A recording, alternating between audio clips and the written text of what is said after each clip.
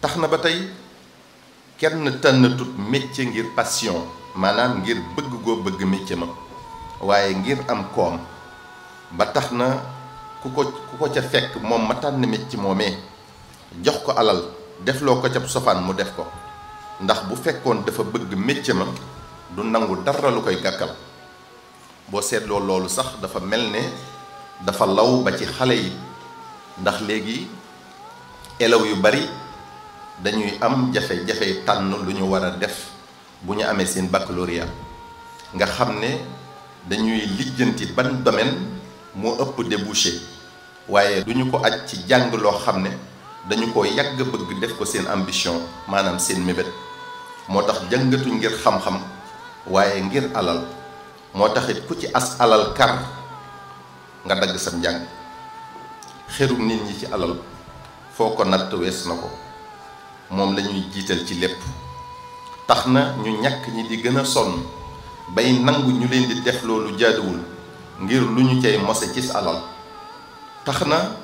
as gor mujj di ko ñàkk fayda di def yu ñàkk solo ci ginnaaw borom alal tax na kilifa wàccu àndam di def luñ ko foogewut di génne fuñ ko xaarewut tax na ay bokk di noonu ay xarit di dogo ab ànd di teqalikoo tax na koo jiital mu war la koo dénk mu ayibal tax na koy def loo dara mu di ca seenu dara donte sa xàq la ci mu defal la ko sax lu mel ne ci barabu liggéeyukaay yi xerum nit ñi ci alal tax na ngay jox kenn alal mu waxal la ci kenn lu ñaaw di yàqub deram ngir kenn bañati koo teg fenn tax na